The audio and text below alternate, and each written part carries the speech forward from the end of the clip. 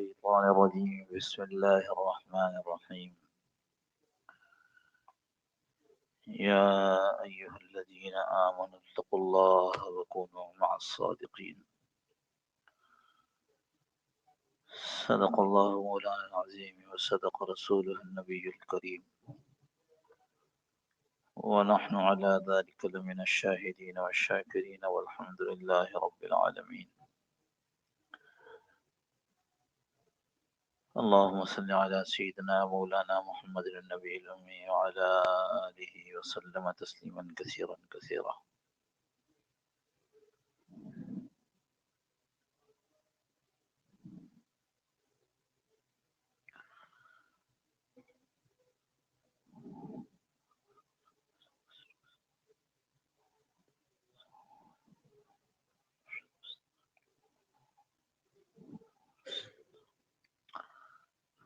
کیا پڑھا تھا مولانا؟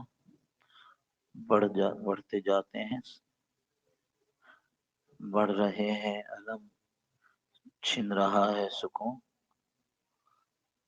میں تباہی کے کی آخری حد پہ ہوں. آگے کہ اب آخری حد پہ ہوں، اس سے آگے کیا چاہیے؟ اس سے پہلے کہ میں آخری سانس لوں،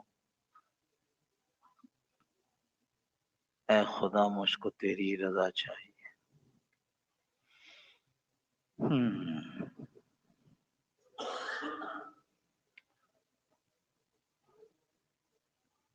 حضرت عقبہ بن عامر رضی اللہ تعالی عنہ حضور صلی اللہ تعالی علیہ وسلم کے پاس حاضر ہوئے تو جو نقشہ انہوں نے کھینچا ہے اس نقشے کو سامنے رکھیے گا. پوری نظم جو دعائیہ نظم ہے اس پورے نقشے کو سامنے رکھیے گا. رسول اللہ صلی اللہ تعالی علیہ وسلم سے سوال کیا، یا رسول اللہ من نجاح، اب نجات کی کیا صورت ہے؟ جس گرداب میں پھنس گئے ہیں اب کیا صورت ہے نجات کی ہمارے؟ کوئی تدبیر، کوئی ترکیب، کوئی طریقہ؟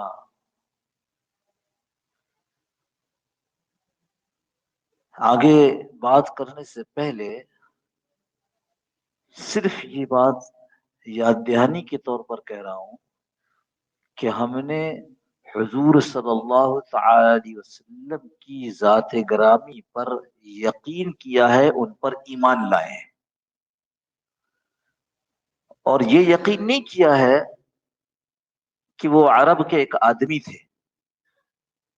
یقین یہ کیا ہے کہ انسانیت کا حل اللہ نے ان کو بتلا کر یہ پیغام بھیجا ہے، ہم پر پیغامبر بنا دیا. لہذا جب کوئی ایسی کیفیت میں آئے گا تو وہ کیا کرے گا؟ پلٹ کر رسول اللہ صلی اللہ تعالی وسلم سے پوچھے گا. اب آئیے عقبہ رضی اللہ تعالی، عقبہ بن عامر رضی اللہ تعالی پوچھتے ہیں، یا رسول اللہ صلی اللہ علیہ وسلم من نجاح، نجات کی صورت، نجات کا طریقہ کیا ہے، کہاں ہے؟ آپ صلی اللہ تعالی علیہ وسلم نے اس کے جواب میں 3 باتیں ارشاد فرمائی. اس وقت بھی اگر ہم آپ یہ چاہیں کہ ہم اس صورت سے نجات حاصل کر لیں جس گھمبیر حالات میں ہم پھنس چکے ہیں، نبی یہ نہیں بتائے گا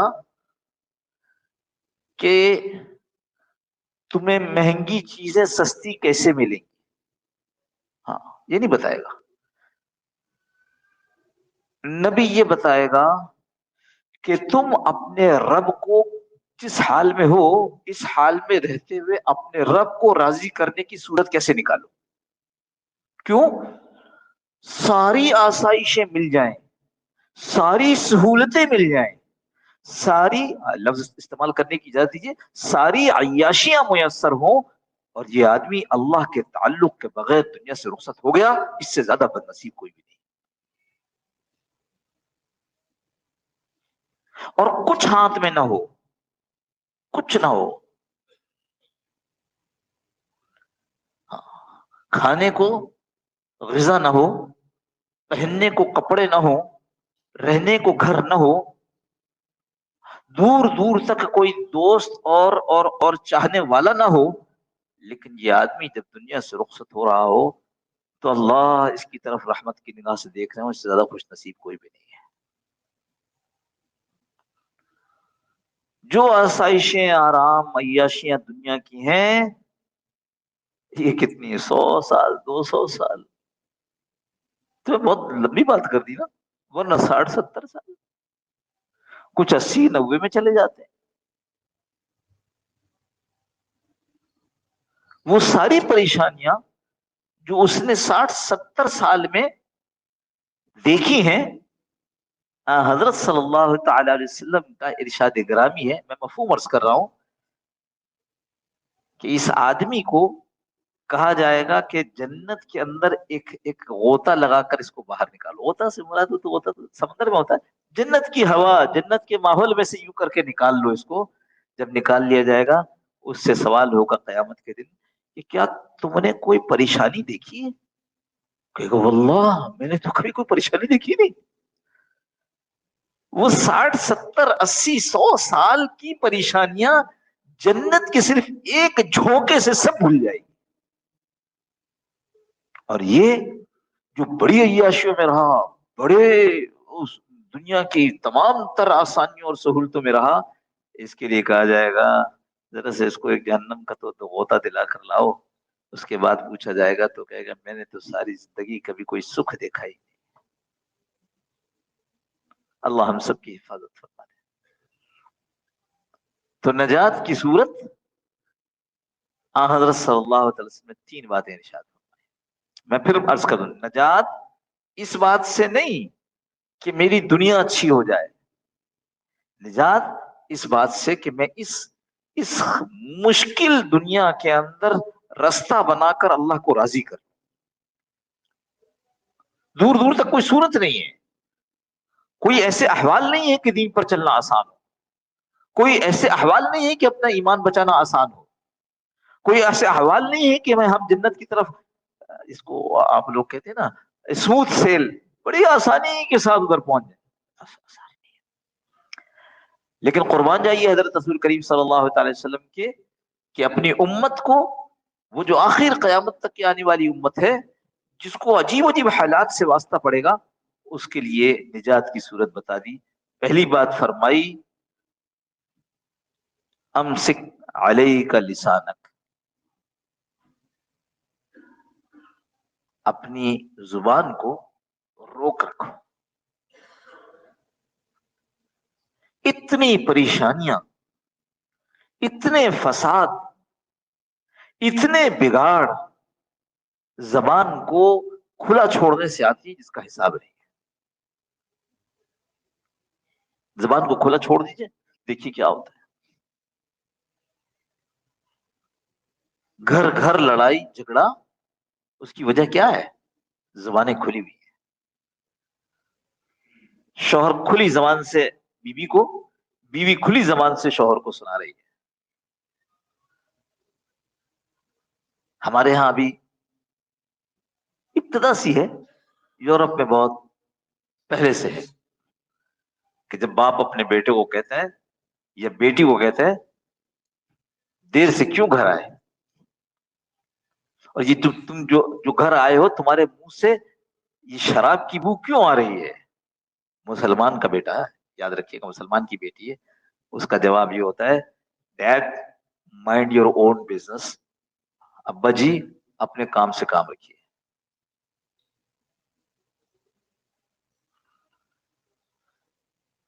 امسک علیک لسانک، غیبت، جھوٹ، چغل خوری، ताना बाजी, तंज, धोखा, फरेब, सब इस जुबान से चल रहा है।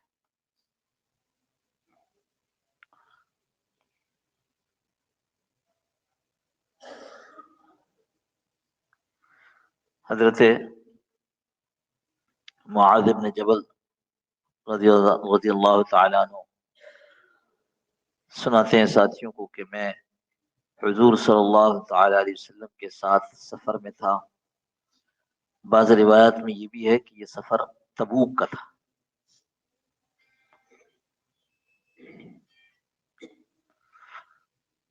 तो एक मौके पर मैं रसूलुल्लाह सल्लल्लाहु तआला अलैहि वसल्लम के बहुत करीब हो गया। मेरी सवारी, या हो सकता है बैठने में करीब हो गया, कुर्बत का जिक्र किया है। कहा फिर मैंने अल्लाह के रसूल सल्लल्लाहु अलैहि वसल्लम से सवाल कर लिया कि ए अल्लाह के रसूल, कोई ऐसा अमल बता दीजिए, अखबिरनी बिअमलिन, कोई ऐसा अमल बता दीजिए, युदखिलुनिल जन्नह व युबाइदुनी मिनन नार, कोई ऐसा अमल बता दीजिए कि मैं जन्नत में दाखिल हो जाऊं और जहन्नम से दूर हो जाऊं। हजरत सल्लल्लाहु तआला अलैहि वसल्लम का जो पहला, हम लफ्ज रिएक्शन इस्तेमाल करते हैं, रेस्पॉन्स, तो पहली बात आप सल्लल्लाहु अलैहि वसल्लम ने फरमाई, लक़द सअलतनी अन अज़ीम, अरे तहकीक तुमने तो बहुत बड़ा सवाल कर लिया। अजीम, शैइन अजीम, अमरिन अजीम, तुमने तो बहुत बड़ी बात के मुतालिक मुझसे पूछ लिया। वहां बड़ी बात बड़ा कारोबार नहीं था, बड़ी बात हुकूमत का मिल जाना नहीं था। हजरत सल्लल्लाहु तआला अलैहि वसल्लम के यहाँ बड़ी बात जहन्नम से बचकर जन्नत में जाना था, जो इस वक्त हमारे यहाँ सबसे छोटी बात है। थोड़ा सा रुक कर सोच लीजिए, आज 24 घंटे गुजर गए, कल रात से आज तक, अपनी इस 24 घंटे में कितनी दफा हमने मुड़कर ये सोचा कि जन्नत से बच रहा हूं, जन्नत में जा रहा हूं, जहन्नम से बच रहा हूं, जन्नत में जा रहा हूं।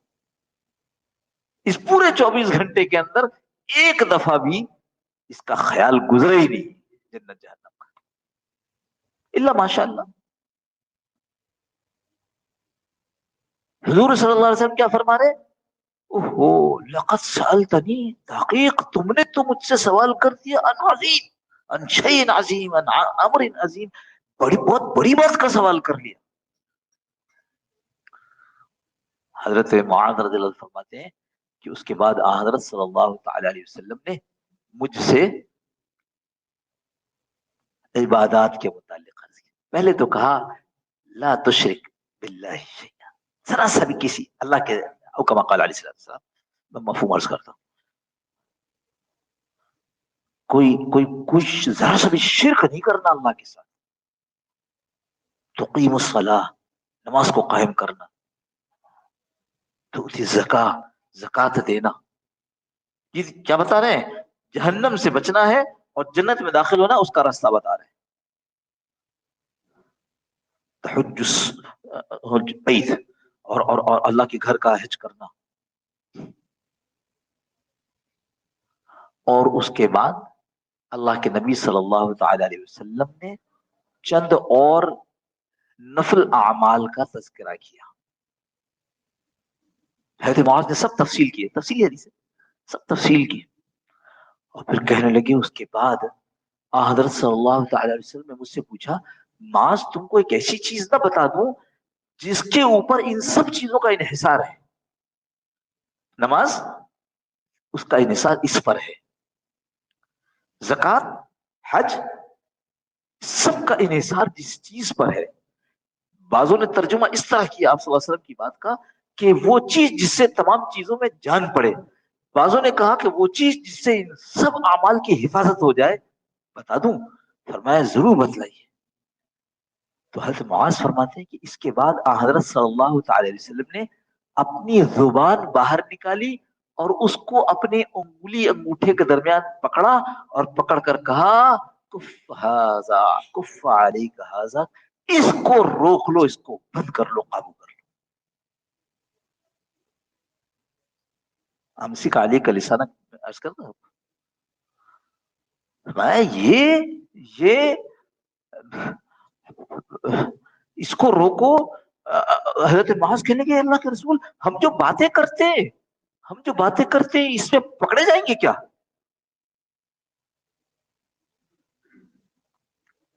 وہ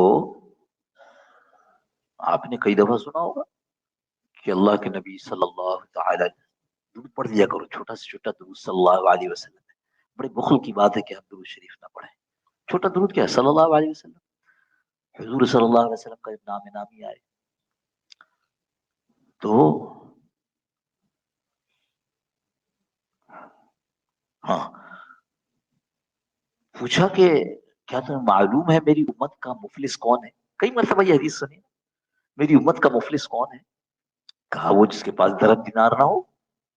میں نہیں، میری امت کا مفلس وہ ہے جو قیامت کے دن آئے گا بڑے نیک اعمال پہاڑ لے کر کے، اور اس کے بعد جب وہاں پیش کیا جائے گا تو ایک آدمی آئے گا کہ اے اللہ اس نے میری غیبت کی تھی، تو اس کی غیبت کی وجہ سے اس آدمی کی نیکیاں اس کو دے دی جائیں گی.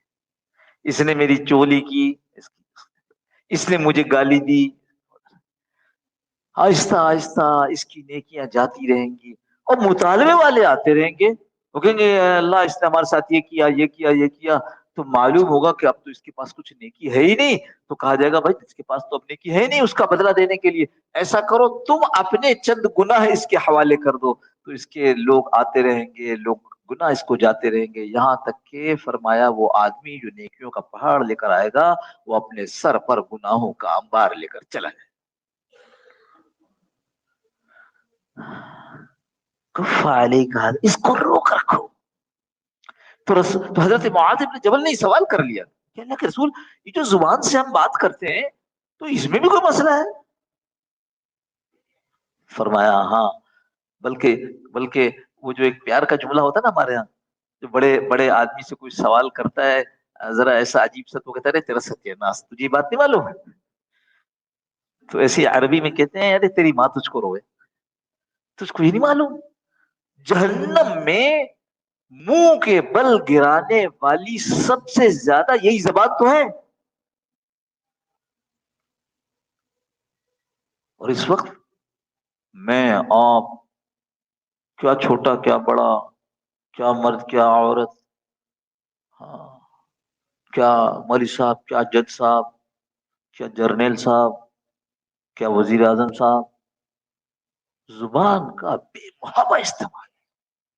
ہم ذرا اس طرف چلے گئے، اپنی طرف ہے، کیا ہم آپ، ذہن ادھر چلا جاتا ہے. زبان بے قابو ہے. عبداللہ ابن مسعود رضی اللہ عنہ میں کہ یہ ایک ایسی چیز ہے جس کو سب سے بڑی قید ملنی چاہیے.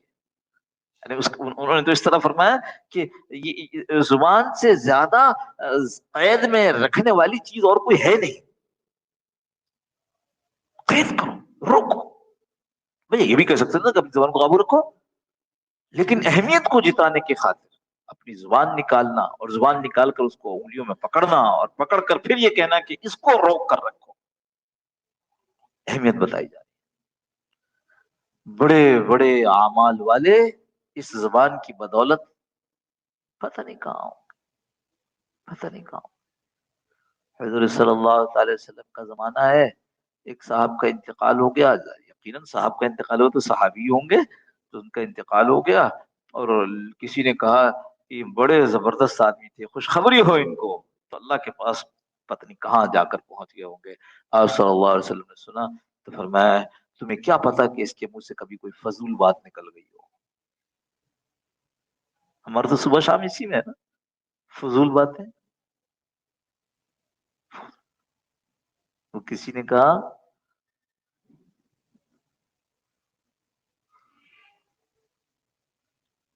وہ قحط مخلصی ہے،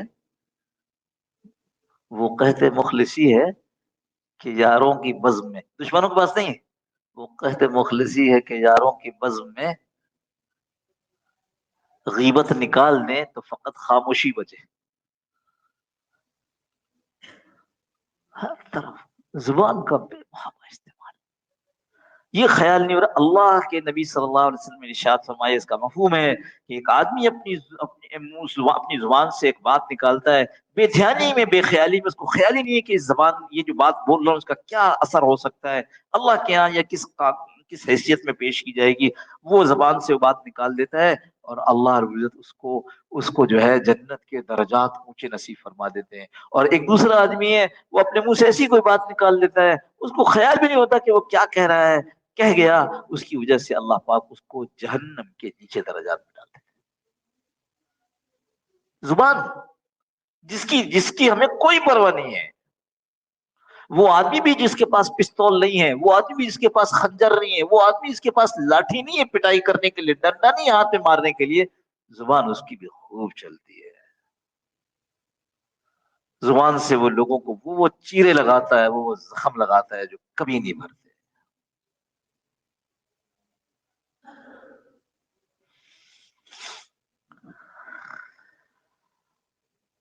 اللہ کے نبی صلی اللہ علیہ وسلم نے ارشاد فرمایا کہ بعض اوقات آدمی زبان سے کوئی ایسی بات نکال دیتا ہے، اللہ پاک اس کو جہنم میں اتنی گہرائی میں پھینک دیتے ہیں جتنا مغرب سے مشرق کا فاصلہ ہے. اب کیا کریں؟ زبان بند کر لیں. اب میرا منہ بند، اب میں کچھ بولوں گا ہی نہیں، ایسا تو ہو نہیں سکتا. مگر میں نے کہا اللہ کے نبی صلی اللہ علیہ وسلم نے چیزیں اور باتیں وہ بتلائی ہیں جو قیامت تک کام آنے والی ہیں. فرمایا من کان یؤمن باللہ والیوم الآخر، جو آدمی اللہ پر اور یوم آخرت پر ایمان رکھتا ہے. دونوں باتیں، ایک تو اللہ پر ایمان رکھنا کہ میرا اللہ ہے جس نے مجھے پیدا کیا ہے، میرا اللہ ہے جس نے مجھے بتایا ہے نبی صلی اللہ علیہ وسلم کے ذریعے کہ کیا اچھا کیا برا ہے.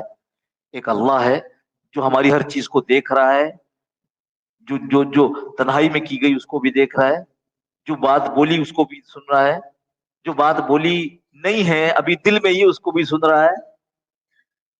تو من کان یؤمن باللہ والیوم الآخر، ہاں نہ صرف یہ کہ وہ اللہ پر ایمان رکھتا ہے بلکہ ساتھ وہ آخرت پر بھی ایمان رکھتا ہے کہ جو کچھ میں کر رہا ہوں، جو کچھ میں بول رہا ہوں، جو کچھ میں سن رہا ہوں، جو کچھ میں دیکھ رہا ہوں، کل قیامت کے دن اس کا حساب دینا ہے. فرمایا من کان یؤمن باللہ والیوم الآخر، سے جو ہے وہ جو اللہ پر اور آخرت پر ایمان رکھتا ہے، فلیقل خیر، اس کو چاہیے کہ جب بولے تو نیک بات بولے، خیر کی بات بولے. او لیسمت، ورنہ پھر خاموش رہے، کہ بعض روایت میں لیسکت بھی ہے، خاموش رہے. یعنی یہ نہیں کہا جا رہا کہ آپ زبان بند کر کے بیٹھ جائیں، یہ کہا جا رہا ہے بولو تو خیر کی بات بولو. جب جب زبان کھولو تو اس سے کوئی اچھی بات نکل رہی ہو، ورنہ کیا کرو، ورنہ خاموش رہ جاؤ. بڑا مشکل ہے، آسان نہیں ہے، بہت مشکل ہے.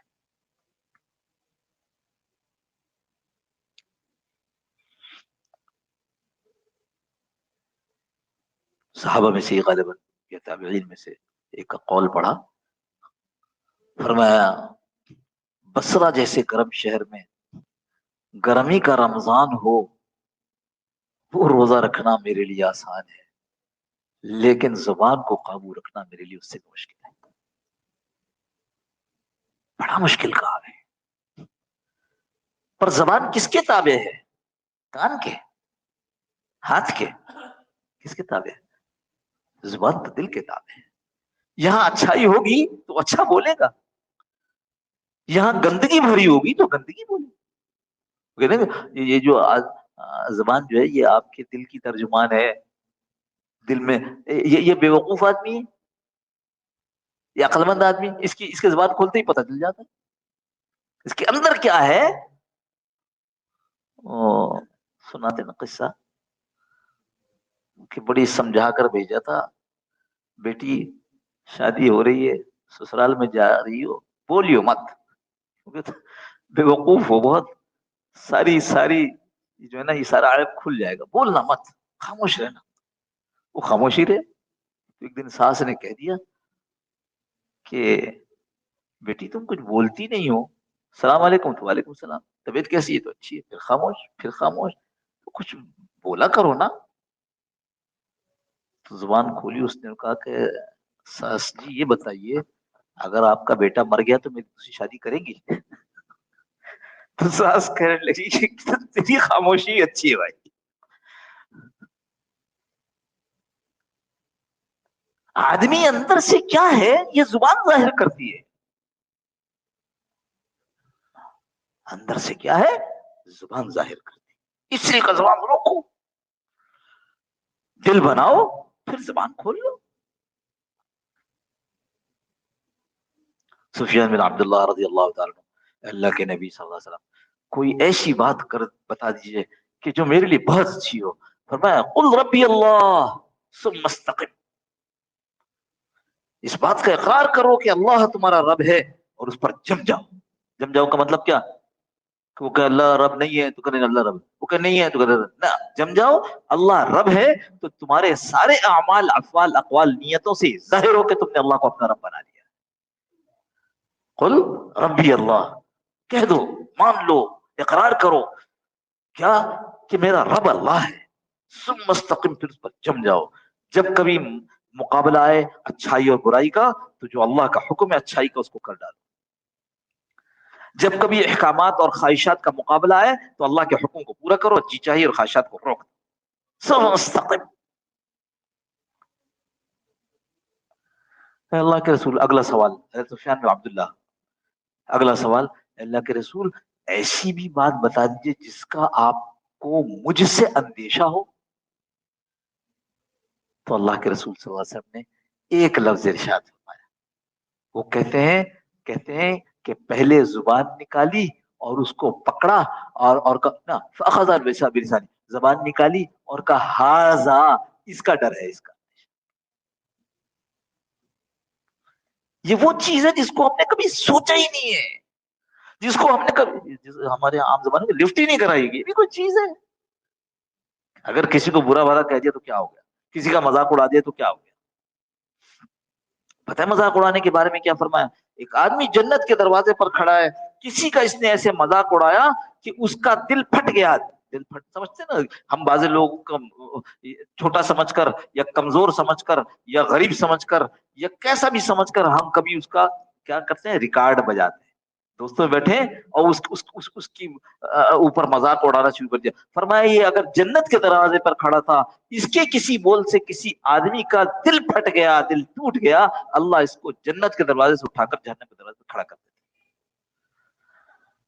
امسک علیک لسانک، اپنے زبان کو قابو کرو، اور زبان کو قابو میں پھر کہوں پیچھے یہ قلب ہے، اگر اچھا ہے تو زبان اچھی ہے، اگر یہ برا ہے تو زبان سے سب برا ہے۔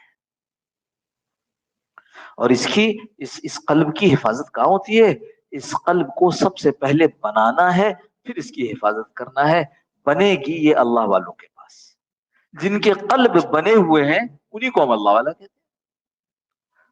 اچھا ہم اپنی طرف سے تھوڑی کہہ رہے ہیں، تو حدیث میں آ رہا ہے الا ان فی الجسد مضغۃ، یاد رکھو، اللہ اللہ سن لو، اللہ کا ایک ترجمہ خبردار، اللہ ان فی الجسد مضغۃ، یہ تمہارے جسم کے اندر گوشت کا لوتھڑا ہے ایک ایسا، اگر یہ بن گیا صلح، یہ بن گیا ہے، اس کی اصلاح ہوئی ہوئی ہے تو سارا جسم درست ہے، سب کی اصلاح ہوئی ہوئی ہے، اور اگر یہ بگڑ گیا تو تمہارا پورا جسم بگڑ گیا۔ اس لیے یہ بات عرض کی کہ یہ جو زبان کی گڑبڑ ہے، یہ زبان کی گڑبڑ بعد میں ہے، یہ اصل میں پیچھے دل کی گڑبڑ ہے، دل بن گیا یہ باقیات سب کچھ بنا ہوا ہے۔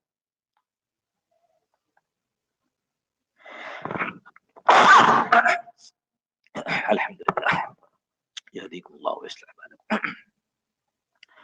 اس بنا پر دل کے بننے کی جگہ خانقاہیں ہیں، جہاں دل پر محنت کی جاتی ہے، دل کے اندر کی نجاست، اس کو دور کرنے کے طریقے بتائے جاتے ہیں، دور کرنے کے طریقے بتائے جاتے ہیں، ورنہ جیسے عرض کیا زبان کو روک کر رکھنا بڑا مشکل کام ہے، بڑا مشکل کام۔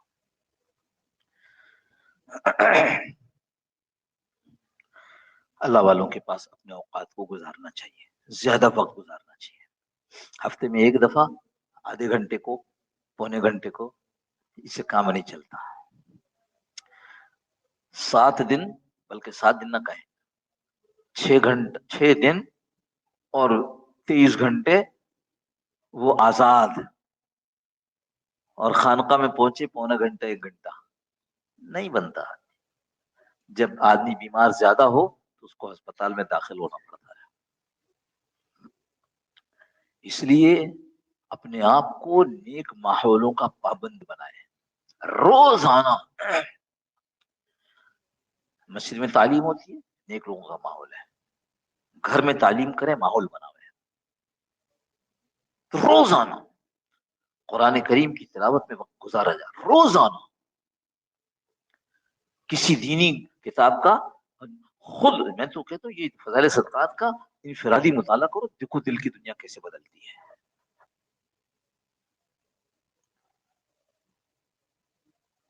جہاں مجلسیں ہو رہی ہیں وہاں جانا، علماء کرام کے درس ہو رہے ہیں اس میں بیٹھنا.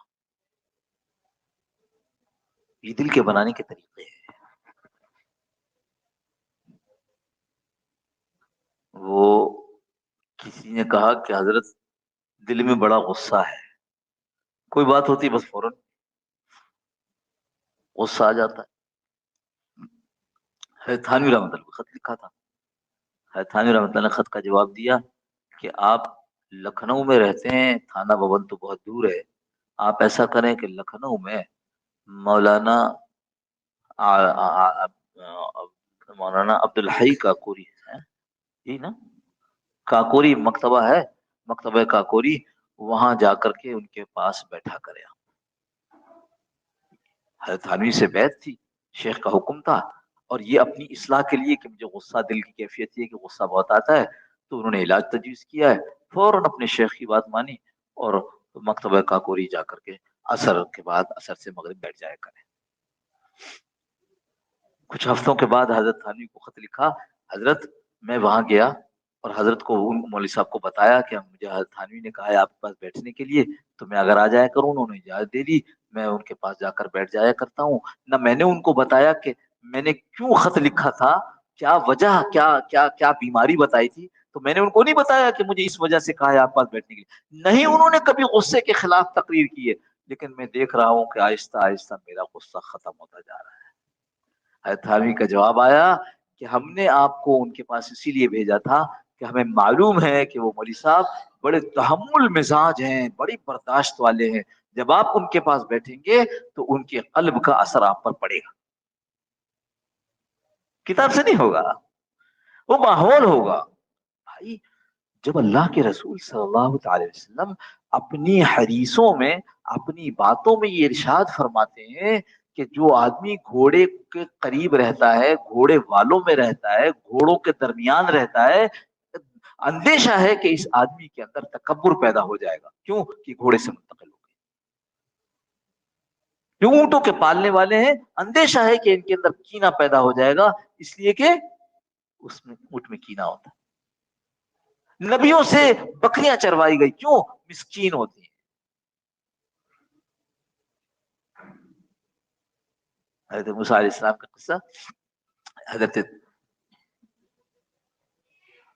روم نے، وقت بہت ہو گیا پوری بات تو نہیں ہو سکی، روم نے وہ قصہ لکھا ہے، موسیٰ علیہ السلام بکریاں چرا رہے ہیں اور ایک بکری جو ہے بھاگی، اب اس کو پکڑ رہے ہیں، بھاگے بھاگے بھاگے، وہ کن جھاڑیوں میں ہوتے ہوتے ہوتے ہوتے ایک جگہ جا کے اس کو پکڑ لیا. اور پکڑ لیا تو پکڑ کر دیکھا کہ اس کا اپنا پاؤں تو لہو لہان ہے ہی، اس کے پاؤں سے وہ نکل رہا ہے، تو اس کے کانٹے نکالنے لگے اور کہا ارے ارے تجھے اگر مجھ پر رحم نہیں آیا تھا تو اپنے اوپر تو رحم کر، دیکھ کتنا خون ہے. ایسے وہ بول منہ سے نکل گئے. فرشتوں نے سنا تو کہا اللہ یہ تو ایسا رحم دل ہے، اس کو تو نبی ہونا چاہیے. تو اللہ رب العزت نے ارشاد فرمایا ہمارے علم میں ہے ہم اسے نبی بنانے والے ہیں. بکریوں والوں کے اندر مسکنہ کرو. اور اس سے آگے کی بات سنو، فرمایا فقہاء نے لکھا ہے کہ منع کیا گیا ہے اسلامی تعلیمات میں کہ چیتے کی کھال پر مت بیٹھو. یہ جو ہے نا بعض جانوروں کی کھال کے ہم وہ قالینیں بنا لیتے ہیں یا اس کو بچھانے کا بنا دیتے ہیں، فرمایا چیتے کی کھال پر مت بیٹھنا. جو چیتے کی کھال پر مستقل بیٹھتا ہے اس کے اندر درندگی پیدا ہوتی ہے. بتاؤ زندہ نہیں ہے، صرف کھال ہے اس کی۔ اس لیے اگر چاہو کہ زبان قابو آ جائے تو ایسے لوگوں کے پاس بیٹھے جن کی زبانیں قابو ہیں، جو فلیقل خیرن، جو بولتے ہیں تو خیر ہی کی بات بولتے ہیں، ورنہ خاموش ہے۔ میرے خیال ہے آج کے لیے یہ کافی ہے، انشاءاللہ بقیہ باتیں پھر بعد میں کسی موقع پر کر دیں گے۔ اللہ پاک مجھے آپ کو عمل کی توفیق نصیب فرما دے۔ اللهم صل على سيدنا مولانا محمد النبي الأمي وعلى آله وسلم تسليما كثيرا كثيرا۔ اللهم ربنا ظلمنا أنفسنا وإن لم تغفر لنا وترحمنا لنكونن من الخاسرين۔ اللهم ربنا لا تزغ قلوبنا بعد إذ هديتنا وهب لنا من لدنك رحمة إنك أنت الوهاب۔ اللهم ربنا آتنا في الدنيا حسنة وفي الآخرة حسنة وقنا عذاب النار۔ اللهم إنا نعوذ بك من زوال نعمتك وتحول عافيتك وفجاءة نقمتك وجميع سخطك. اللهم إنا نعوذ بك من جهد البلاء ودرك الشقاء وسوء القضاء وشماتة الأعداء. اللهم ربنا تقبل منا إنك أنت السميع العليم وتب علينا يا مولانا إنك أنت التواب الرحيم. وصلى الله تعالى على خير خلقه محمد وعلى آله وصحبه أجمعين برحمتك يا أرحم الراحمين۔ دوسری بات یہ کہ اپنے ہاں رمضان کی طرح، دوسری بات یہ کہ امسک علی